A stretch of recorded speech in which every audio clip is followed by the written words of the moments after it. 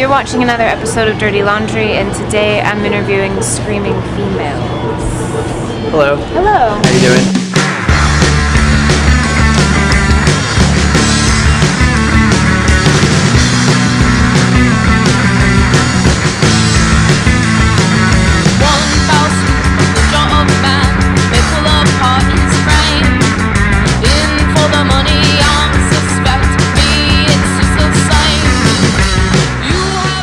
How did you get hooked up with Don Giovanni?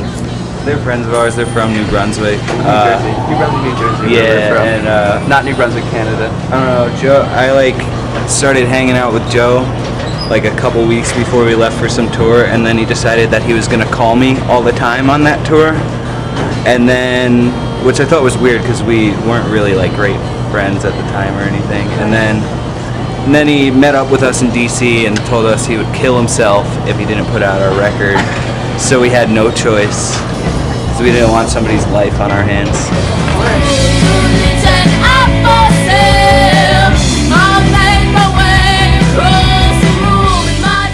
What was that like opening up for them? Well, we did this tour opening up for the Dead Weather about a year ago. That was our first big tour like that, and people were really into it. We like sold a lot of albums, and people were really going nuts every night.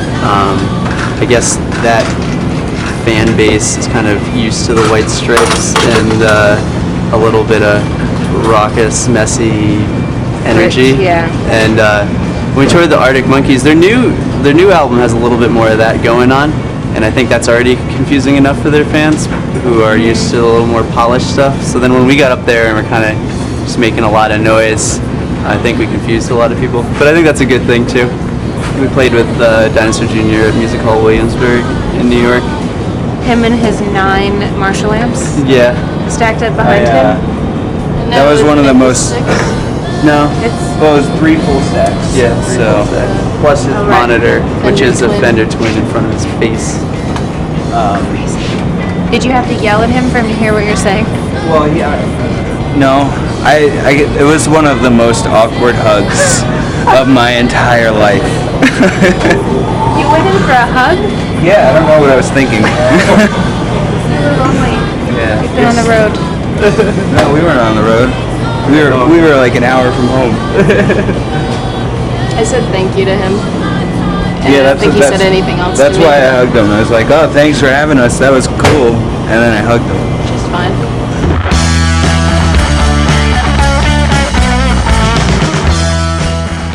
So does the Village Voice give away an award every year for Best Female Guitar Shredder? No, just best shredder.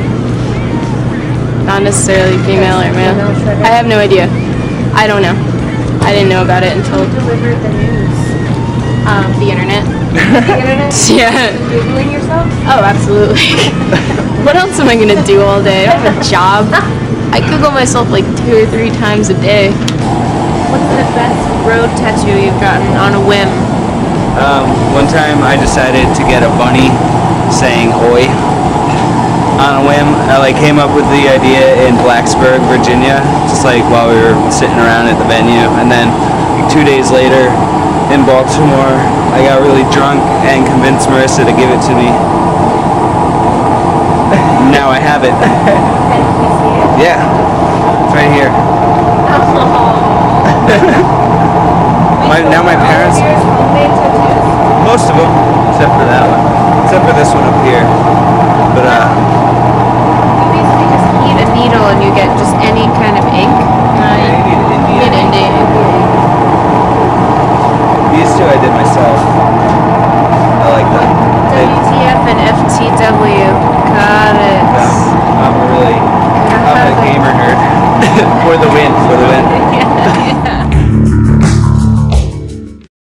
What's the best truck stop find that you've had on the road? I just showed you guys. I know, It was I got a T-shirt. It was $18. $18 well spent.